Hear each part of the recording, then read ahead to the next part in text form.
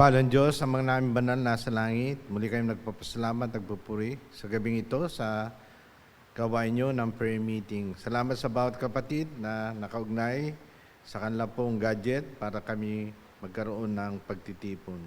Unahin nyo kami at tulungan sa pag-aari ng salita at pananalangin at ganoon din Panginoon na magkaroon kami ng kaalaman sa aralin namin pag-aralan tungkol sa Victorious Christian Life.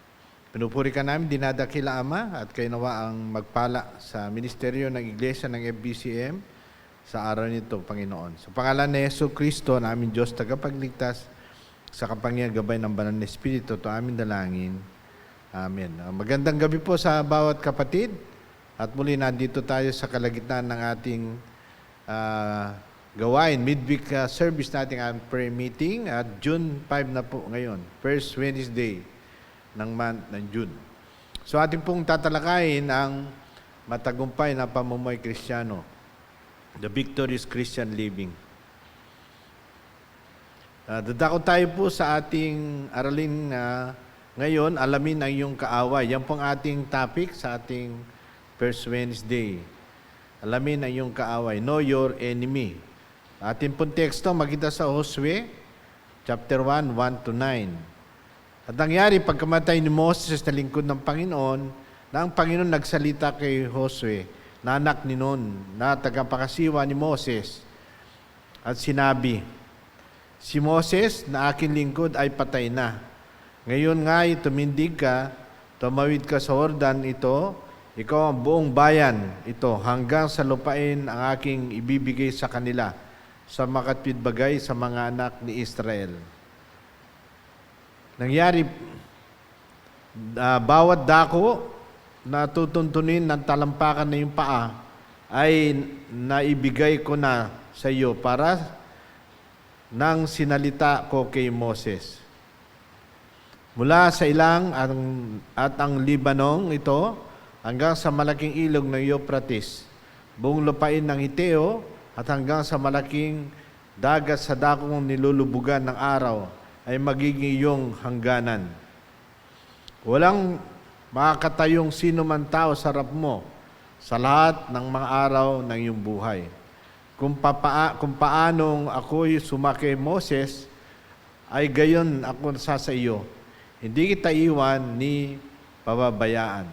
Magpakalakas ka at magpakatapang na mabuti, sapagkat iyong ipapamana sa bayang ito ang lupain aking sinumpa sa kanilang mga magulang na ibibigay sa kanila.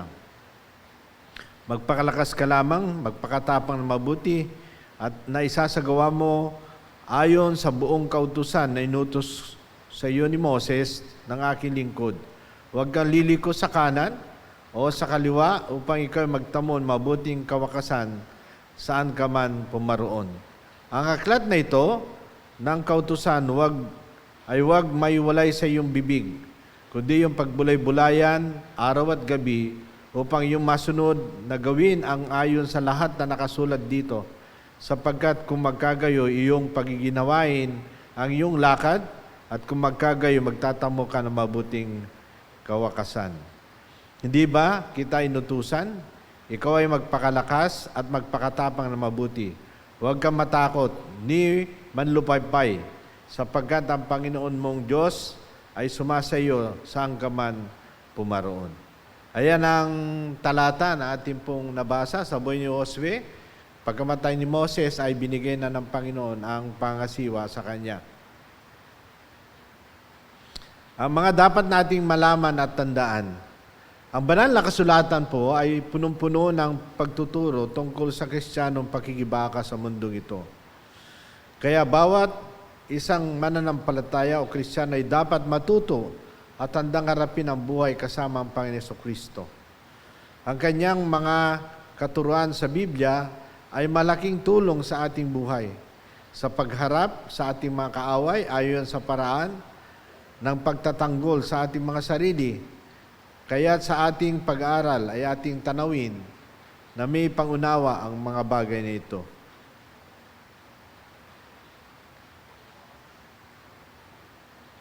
At mapansin natin Sa Hosea 1:7, ang sinabi ng Panginoon, magpakalakas ka lang at magpakatatag, no? Minsan na nagkaroon kami ng pagkakataon na makapaglibot at makita ang pandigmang eroplano ng aming bansa. Isa pong ilustrasyon nito, introduction lang. Sinabi ng isang piloto na kailangan raw ng eroplano ng 56 kilometro kada oras ang lakas ng hangin para makalipad dito sa Himpapawid. Tinanong ko siya, hindi ba dapat nasa likuran ng eroplano ang hangin? Sumagot ang piloto, hindi kailangan talagang lumipad ang eroplano sa hangin. Ito lamang ang paraan para umangat at makalipad dito. Sa aklat ni Josue, nagsabi ang Diyos upang pangunahan ang mga Israelita papunta sa lupang pinangako ng Diyos sa kanila. Dalawang bagay ang dapat gawin ni Josue. Una, kailangan niya, sabi ng Diyos, magpakatatag ka lamang at magpakatapang. At pangalawa, kailangan niyang ang hamon ng araw-araw, kasama dito ang pangunahan, ang libu-libong Israelita, gibain ang mga pader ng lungsod. Sa Hosea 1-5 po yun. Nakakalungkot sa pagkatalo nila sa chapter 7, ang pagnanakaw ni Akan ay sa pagpapatuloy na labanan ay sila po ay natalo. Ang hangin umihip naman sa mukha ni Josue ang nagpaangat sa kanya habang sinusunod niya ang utos ng Diyos. Sinabi sa kanya ng Diyos, sundin mong mabuti ang lahat ng kautusan na binigay ko sa iyo. Huwag mong kalimutan, basahin ang aklat ng kautusan, pagbulay-bulay mo ito sa araw at gabi para malaman mo mabuti ang lahat na nakasulat dito. Kung gawin mo ito, uunlad ka at magtagumpay. Buo ba ang loob mo sundin ang utos ng Diyos na sa iyo, anuman ang mangyari? Kung gayon, huwag kang matakot na harapin ang mga hamon sa buhay. Lubos tayong magtiwala sa Diyos. Yan po ang sabi ni Mike Witter. Kaya kung may pagtitiwala tayo sa Diyos, sundin at palagan ang kanyang utos, magkakaroon tayo ng lubos na matagumpay na pamumuhay sa mundong ito. Punta na po tayo sa ating pong nilalaman ng mensahe, ang ating mga kaaway. Kasi po ang title natin ngayon, First Wednesday, alamin ang iyong mga kaaway. Ito po ang ating mga kaaway. Una, ang ating pong sarili, self. Yan po ang ating dapat malaman. Kaya lang maraming tao na hindi naniniwala kaaway yung sarili niya. Pero kung ang Biblia ang ating pagbabasihan at alamin, ay sasabihin niya sa atin na ating sarili ay kaaway natin na dapat natin matutunan. Ito po sa Roma 7, 18-20. Ito po sabi ni Apostol Pablo, para ating malaman, manamnam din natin anong talagang katotohanan tungkol sa ating sarili.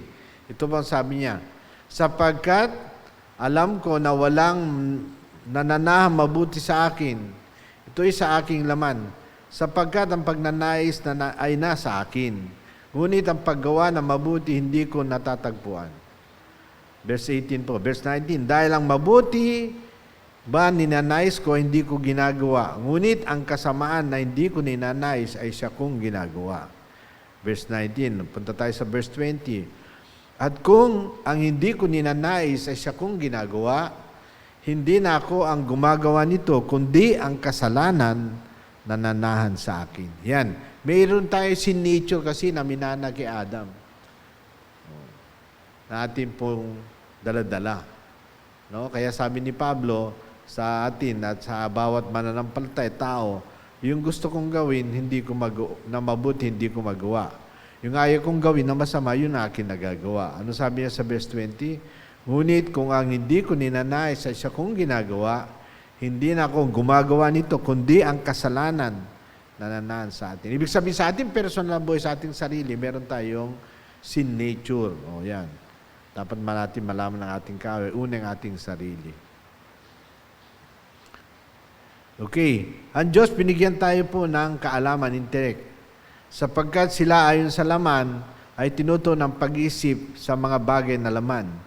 Ngunit silang mga ayon sa Espiritu, tinuto ng pag-isip sa bagay sa Espiritu. So, ibig sabihin dito sa talata sa Romans 8:5, pinapakita ng Apostol Pablo, maging sa ating pag-iisip, may labanan. Kaya maraming tao ang nabubuhay sa pag-iisip sa makalaman na bagay, naghanap ng kasalanan, kaya kung may pera na, o nasa bisyo. Pero yung mananampalatay, marapat, na ang kanyang pag-iisip ay nakatun sa espiritual, kung paano bigyan kalwatihan at bigyan pagsunod ang puso niya sa Panginoon. Ang payo ng salita ng Diyos sa Kawikaan 3:5-6. Kawikaan 3, versikulo 5 hanggang 6. Kaya sabi niya rito, tumiwala ka sa Panginoon ng buong puso mo. Huwag kang manalig sa iyong sariling kaunawaan. Yan po yung ating sariling isip. O, nagpayo po. Kilalanin mo siya sa lahat ng iyong lakad at kanyang ituturo sa iyo ang mga landasin. Ano? Sa English yan, trust in the Lord with all thy heart and lean not to your own understanding, ating sariling kaisipan. In all thy ways acknowledge the Lord, and He shall direct thy paths. Kaya sa ating pagdidesisyon, paggawa ng mga gawain na ating pinag-iisipan, kailangan na ay sumasangguni sa Panginoon, kasama natin ang salita ng Diyos. Kaya kung may problema at hindi mo mawari, meron din naman mga manggagawa, pastor, na ating mapuntahan o makapaghingi ng payo para tayo itulungan kung wala sa direct instance sa Bible, no? Sa Philippians 4:8, sabi niya, sa katapos-tapos sa mga kapatid, ano mang bagay na totoo, ano mang bagay na marangal, ano mang bagay na dalisay, ano mang bagay na kalugod-lugod, ano mang bagay na mabuting ulat, at kung meron man, pinakamabuti, at kung meron mang kapuri-puri, pakaisipin ninyo ang mga ito. Kasi minsan, nauna po yung ating pag-iisip na negatibo. Ninapi tayo, gaganti. Pinagsabihan tayo, hindi tayo sa magulang natin. Tapos, nagre-rebelde tayo. Kaya sabi ng Panginoon, whatever are true, whatever honest, whatever the good report. Dito ang ating lagay sa ating isip na gagawin. Para hindi tayo makapag-isip ng masama. O, hindi nakakalugod sa Diyos. Kasi gano'n ang ating reaksyon eh. Mag-iiba yung ating ihip ng ating pag-iisip. Okay, punta tayo sa emotion, damdamin. Sa Jeremias 17, versikulo 9, sabi, ang puso ay madaya. Yan ang emotion eh. Mandaraya, higit kaysa lahat ng bagay. At totoong masama, sinong nakakaalam? Sino ba nakakaalam sa ating emotion, sa ating feeling? O, di ba? Pag nasaktan tayo, nagre-react tayo, gusto natin gumanti. Pag nasaktan tayo, hindi na tayo susunod sa Diyos o tataliwas tayo sa gusto ng Diyos. Eh, ganun naman yung karamihan sa tao. No? Negative masyado yung damdamin. Kasi sabi nga ni Jeremias, ang puso ng tao ay madaya. The heart of man is deceitful above all. Who knows? Ayan. E tanggapin mo man hindi ito. Ito ang sabi ng Diyos, alam ng Diyos, nababasa niyo yung puso natin. Kaya napakalaga po na yung ating pong decision at feeling ay kailangan tugma ayon sa gusto ng Diyos. O, kaya nga ang advice, pagka tayo galit o may dinaramdam negative sa ating damdamin, huwag tayong mag-decision. Huwag tayong gumawa ng amang bagay kasi baka mapasama tayo o masama yung ating magagawa. Ang payo ng salita ng Diyos sa awit 27, versikulo 3 hanggang 4. Bagamat ang isang hukbo ay umantong sa laban sa akin, hindi matakot ang aking puso. Bagamat magbangon ang pagdigma laban sa akin, gayon may titiwala rin ako. Isang bagay ang hihingin ko sa Panginoon na aking hanapin, na ako'y makakatahan sa bahay ng Panginoon lahat ng karawan ng aking buhay, upang malasin ang kagandaan ng Panginoon at mausisa ng kanyang templo. Manangan sa Panginoon. Yan ang payo sa awit, no? Ayan ang kanyang damdamin at manangan sa Panginoon all the days of his life. Kasi po kung manangan tayo sa ating damdamin, negatibo yung ating pupuntahan. Masama ang ating hangarin. Kaya sabi niya dyan, bagamat magbangon ng pagdigma laban sa akin, gayon may titiwala rin ako. Kahit na negative yung mga nangyari, sitwasyon, at nasaktan tayo, patuloy pa rin tayo sa Diyos. Kaya sabi, isang bagay hingin ko sa Panginoon, na aking hanapin, na ako'y makakatahan sa bahay ng Panginoon, lahat ng araw na aking buhay upang malasin ang kagandahan ng Panginoon. Kung atin naman mausisa at tingnan ng Diyos sa lahat kanyang ginawa sa atin, nung masave tayo hanggang ngayon, kadami naman blessing eh. Kaya lang kasi pag dumating na yung mga trials at temptation at test, naapektuhan tayo sa ating pagkatao. Kaya umiral yung makasalanan na damdamin. Ikakaroon tayo ng pagrebelde o hindi pagsunod. Yun ang hindi naman marapat. Kasi tayo rin po ang aani ng ating negative na decision at negative na emotion. Kaya dapat mapagbantay po ang bawat sa atin. Yan po ang tinuturo ng Diyos. Kasi palagi natin po kaaway ang ating sarili. Kaya mahalaga na meron tayo pong pag-aaral, pagbulay-bulay ng banal na salita ng Diyos. At kung kayo kayang people pa, nasaktan kayo, dapat kung babae ka, close mother mo, naghingi ka ng payo sa nanay mo. Sasabihin mo sa mother mo. Kung ikaw naman lalaki, better you go to your father. Yun ang best na mapagsabihan. At kung nandyan naman ang mother mo, okay naman yan. Kaya lang kasi yung father mo ay busy. Pero maganda lalaki sa lalaki, no?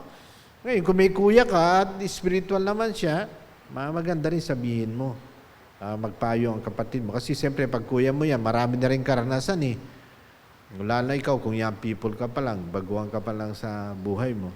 Nagkaroon ka ng damdamin o nagkaroon ka ng karelasyon, tapos nag-break kayo. Ano na yung feeling mo? Negative na. Okay, yan po ang sabi po ng ating banal na kasulatan. Pero palagi natin tandaan, ang puso natin ay mandaraya. Okay, punta po tayo sa will, yung pagpapasya. Ang wika ng Panginoon Jesucristo sa Matthew 26:42, sa pangalawang pagkakataon, muli siyang umalis manalangin na sinabi, Aking Ama, kung hindi maaring lumampas sa akin ang sarang ito, maliban ito ay aking inumin. Mangyari ang iyong kalooban. Yan, actually, inulit ng 3 verse yan. Verse 39, 42, at 44. 3 beses nagpapasya ang Panginoon. Nag-struggle siya.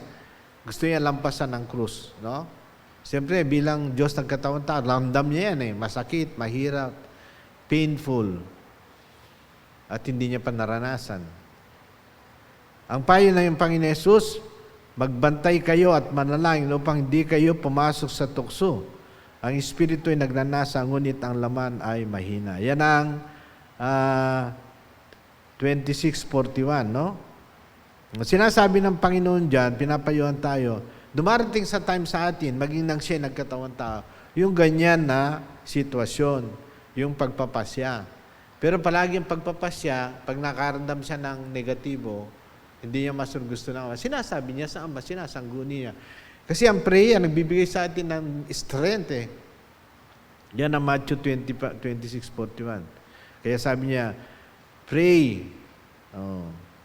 Always pray. The flesh is willing, the spirit is willing, but the flesh is weak, no? Kaya sabi, ang espiritu ay nagnanais, ngunit ang laman ay mahina. So, kailangan natin manalangin. Watch and pray. Kasi yan ang bibigay sa atin ng strength to move on, to overcome our flesh, to overcome our sin, to overcome our old nature. O, yung prayer. Watch and pray. The spirit is willing, but the flesh is weak. Sabi niya sa Matthew 26:41. Kaya mahalaga. Kung si Jesus mismo, siya po ay palaging lumalagag yan. 3 times siya nag-pray. Pero yung mga disciples niya, tulog pa rin. Kung basahin niyo po yung Matthew 26, ay nako, panay panalangin ng Panginoon doon kasi nag-struggle siya sa kanyang will bilang Diyos na nagkatawang tao. Lalo na tayo na solidong tao tayo na makasalanan. At minsan, nandiyan pa impluensya ng kamunduan at ang ka-impluensya ng mali sa ating paligid. No? Yung mga sabi-sabi, yung ating narinig, o ating minsan nilalagay sa ating mind. Kaya mahalaga yung pagpapasya base sa gusto ng Diyos at nagbibigay kalugod sa Diyos. When we decide, it must give glory to God.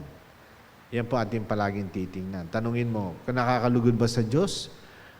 Kung manliligaw ako ng believer, gusto ko yung babae niya, kaya lang believer.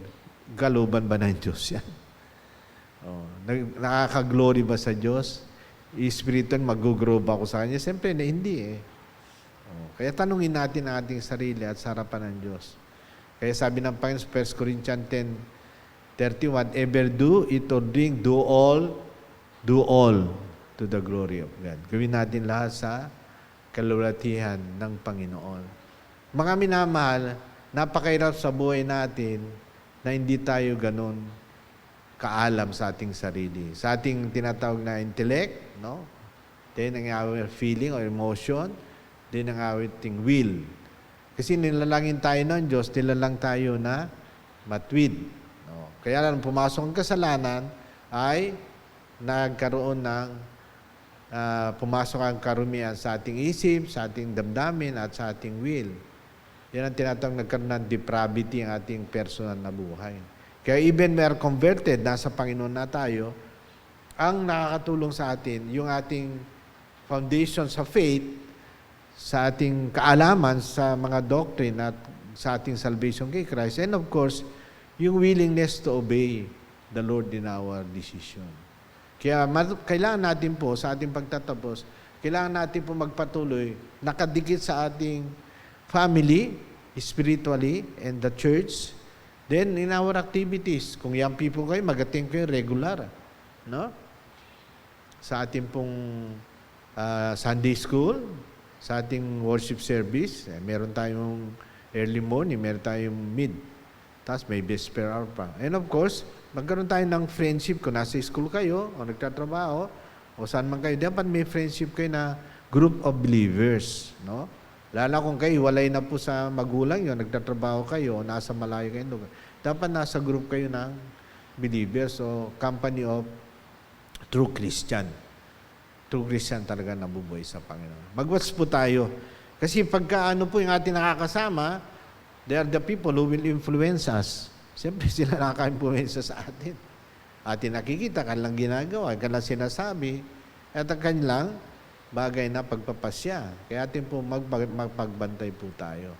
Siyempre, tayo naman na nagkakaroon ng edad, lalo na tayo mga senior, dapat po matatag tayo sa salita ng Diyos. Ano ba yung tama? Ano ba yung totoo? Kasi pumapasok din yung mga maling katuruan na nag-influensya sa atin na minsan gina-justify natin maging mali na ay tama pa rin. No? Kaya mapagbantay tayo. At totoo yan na ang ating sarili ay habang nasa mundo tayo, nagkakasala tayo. We are prone to sin.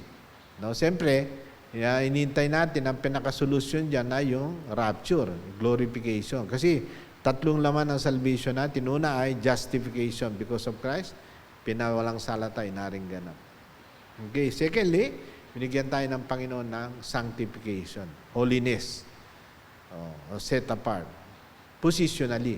Pero siyempre, kailangan araw-araw, personally, meron tayong pag-iwalay sa kasalanan. Then lastly, yun ang future, yung glorification. Yan ang rapture. Siyempre, pagka nag-glorify na tayo, na-rapture na tayo, wala na tayo sa kasalanan. Meron na tayong glorified body. O yung tinatawag na immortal body at saka wala nang kamatayan, glorious body. Doon pa lang mawawala yung kasalanan na nasa atin. Kaya nag-struggle pa tayo. Kaya mga minamahal sa Panginoon, kaway pa rin natin ang ating sarili. Okay? Sana po ay nakuha natin aralin tungkol sa ating sarili. Kaya ang susunod nating aralin ay, ang susunod na kaway natin ay ang sanlibutan. Yan ang 1 John 5, 1 John 15 to 17. Okay? Dadako tayo po sa pananalangin at sa prayer time natin. Panalangin natin po ang ating church, ang mga gawain, mga missionary, ministry, mga Bible school, at ang ating pastor na nakabakasyon ngayon sila ni Ate Loida sa Pontevedra. Ganun din po yung ating activities sa Sunday. At of course, lastly, we will pray for our country. Tayo po manalangin na, pag-pray natin po ang First Baptist Church of Manila. Pinupuri ka namin, Amang Banal, na makadako kami sa panalangin, na kayo nagbigay ng privilege na kami mag-pray, dumako, lumapit, magtiwala sa iyo. Pinag-pray namin ang First Baptist Church of Manila. Ganon din po ang iyo pong mga lingkod, si Pastor and Miss Nasita, na ngayon po ay nagbabakasyon sa Negros. Ingatan niyo sila, proteksyonan, gabayan sa araw-araw nila activity, maging sa kanilang pagtuturo sa church doon sa Pontevedra. Salamat at naka-anuhan sila, Pastor at si Ate Lois. Patuloy sila pong pangunaan sa kanilang lecture at ganun din po sa kanila pong gawaing spiritual doon po, Panginoon. Pangunahin niyo rin po ang administrative board at tulungan sila sa kanilang kalusugan, sa kanilang kalakasan, sa kanilang health. Ganun po sa mga desisyon, lalo na po sa gawain po ng iglesia at mga activity ng church. Nagpe-pray din namin, Panginoon, ang activity sa Sunday, sa early morning worship. Pagpalain niyo po ang speaker, pagpalain niyo po ang MC, ang mangunguna. Ganon din po ang choir. Ang bawat part ng worship ay gamitin niyo mightily to everyone para sila po ay matuto, tumibay, at magkaroon ng pagsamba at pagpuri sa iyo. Ganon din po ang Sunday school. Pagpalain niyo po ang bawat guro na ginagamit niyo, Panginoon, sa bawat department at bawat bata, kabataan, magulang at mga senior citizen na nag-aaten ay matuto, lumago at tumibay sa kanilang buhay spiritual. Na ang Sunday School ay napakalaga para kami po ay mag-grow spiritually at magkaroon po ng tamang pananaw at tamang choices. Bless rin po ang midweek morning worship. Ang kalagitnaan po ay pagpalain ng iyong speaker, ang MC din, maging po ang choir. Salamat sa pagpapahinay ng salita patuloy sa church, kandi po sa tagapanguna at ang choir na ginagamit nyo to lend song and to praise you, to glorify you, Lord. Salamat din, Panginoon, sa bawat grupo, auxiliary group, ang Young People, ang Young Pro, ang Gayos, ang Dorcas, at ang Senior Citizen, patuloy tulungan. Pagpalain po ang kanilang mga pagtitipon at fellowship, para tumibay ang bawat isa. Alam namin, kailangan namin ito habang kami nasa lupang ito at mundo na naglilingkod sa iyo. Help us to grow and to pray one another and to encourage one another. Maging sa gabi po ng Vesper Hour, pagpalain niyo patuloy po ang tagapagsalita niyo at gamitin niyo siya mightily, maging ang MC at ganun din po ang choir. Salamat sa buong Sunday na meron kami gawain sa pagsamba at pagpuri sa iyong pangalan at pag-aaral para lumago, tumibay at palakasan at lalong matuto ang mga kapatiran. Kinukomit din namin, Panginoon, ang mga missionary ng church sa local, sa Luzon, Visayas, Mindanao, maging pong mga nasa Middle East, sa South Asia, Africa, at Pacific na sinusuport ng First Baptist Manila. Kayo pong magpala. Salamat sa kanilang dedikasyon at ministry at pagpapagal. Tulungan niyo sila maging mabunga ang kanilang pong paghayo at pagbabahagi ng Ebanghelyo. Ganyan din po ang bawat Bible School na sinusuport ng church sa Mindanao, Visayas at dito rin sa Luzon. Sa dako po ng Lubao, Pampanga, sa Pangunang Pastor Willie, gando sa Quezon, Nueva Ecija, sa lugar po ni na Pastor Lucio. Salamat din, Panginoon, sa Thursday class na meron kami bukas sa patuloy na pag-aaral ng Bible Truth Illustrated at mga doctrine na tinuro ni Pastor Nasita nasa kanyang book na Systematic Theology. Kaya tulungan niyo po yung mga estudyante makarating ng maayos, maaga, malulhati bukas sa ating pag-aaral na kayo pong aming inaasahan magtuturo, magbigay sa amin ng kaalaman. Tulungan niyo rin po, Panginoon, ang mga churches at ministry, Bible School at Seminary sa Amerika na nanandigan sa fundamentalism at Trinitarianism. Naway magpatuloy po sila. Tulungan niyo sila, sabaybayan sila, gabayan niyo sila, na patuloy sila manindigan sa katotohanan. Alam namin, pumapasok ang maraming mali, ang liberalism, modernism, intellectualism. Naway ito ay maiwasan at huwag pong impluensyan ang mga iglesia, Bible School at Seminary ng ka-fellowship po namin sa Estados Unidos. Salamat din, Panginoon, na maipanalangin namin ang mga senior citizen ng church. Tulungan niyo sila sa kanilang pong mga karamdaman, lalo may lingering disease na. I-comfort niyo sila, strengthen niyo sila, provide your needs sila. Gamitin niyo po kanilang mga pamilya na makatang nila sa kanilang pinagdadaanan na sitwasyon, Panginoon. Pinagpe-pray din namin, mga kapatid na may karamdaman, may sakit ang anak nila, asawa, kayo rin po ang umabot sa kanila yung comfort, strength, at healing grace, Panginoon. Pinapanalangin din namin, Panginoon, ang bawat membro ng First Baptist Manila sa kanilang kabuhayan, sa kanilang trabaho, sa kanilang negosyo, sa kanilang paghahanap buhay. Patuloy siyang tulungan at pagpalain. Ingatan, gabayan, proteksyonan at subaybayan dahil kayo pang pong inaasahan namin na tutulong sa amin pong pagsisikap. Kaya tulungan niyo rin po na patuloy po masuportaan ng iglesia ang mga manggagawa nyo maging mga missionaries, mga pastors, mga evangelists, at mga ministry na inugnay nyo po sa iglesia. Para ang iniwan nyo po na ma-fulfill namin ang Great Commission ay nagagawa ng iglesia.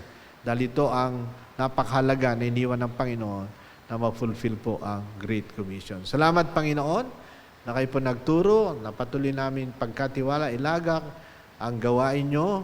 Dahil sabi nyo nga, manalangin kami dahil marami ang aniin, datapat kukunti ang manggagawa. Salamat, O Diyos, na kayo po nakikinig ng panalangin namin.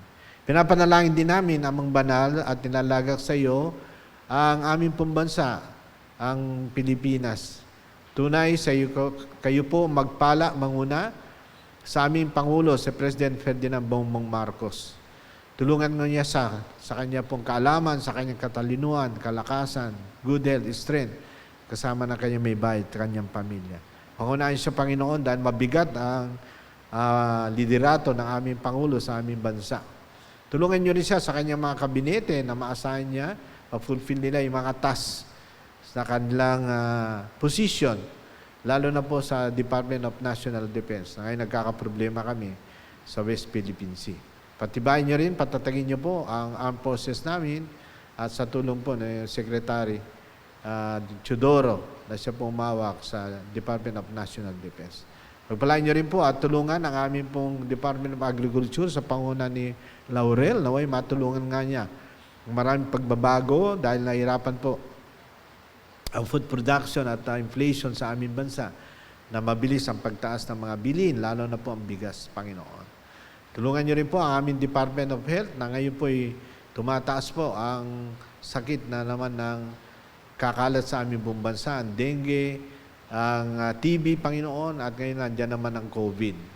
Kaya kami po humingi ng tulong, gabay niyo sa aming pong Secretary of Health na mapangpangunaan niya po at magkaroon po ng lubusan na pagpapasya ang bawat bayan, bawat probinsya na magkaroon po ng awareness sa bagay nito para hindi kumalat po ang mga sakit.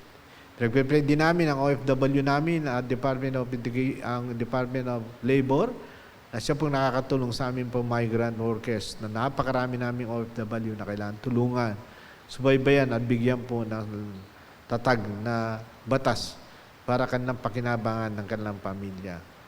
Pinagpipray din namin Department of Education namin sa adjustment na gagawin, babaguhin pang schedule ng school year. Naway magawa po ng aming Vice President, siya po ang Secretary ng Education ngayon, si Sara Duterte, Panginoon. Sa namin pinagkakatiwala ang bawat departamento na umaaksyon, gumagalaw, maging ang DILG sa panguna ni Abalos, na matulungan niya rin po. Maraming krimen na nangyayari, kaguluhan, drugs, at prostitution sa aming mga kabataan. Tulungan niyo rin po, Panginoon, na kumilos lahat yan, maging po ang mga problema sa mga nagkakalat sa media ngayon na tungkol sa pugo, Panginoon Diyos. Salamat, Ama, na kayo po ang gumagawa sa aming bansa. Nagpe-pray din namin ang malayang pagpapahayag ng iyong mga media para magkaroon ng lubusan na information. Naway mabantayan po yung mga maling impormasyon na lumalabas. Lalo ngayon ay maraming gadget po kasi na ang social media ay talamak po talaga yung mga mali. Salamat din, Panginoon, na kayo po ang sumusubaybay sa amin bansa, simula Mindanao, Bisaya at Luzon. Sa kabila ng dumarating ang mga bagyo, alam namin kayo po ang aming kasama. Maging po ang pagputong ng bulkan doon sa Negros.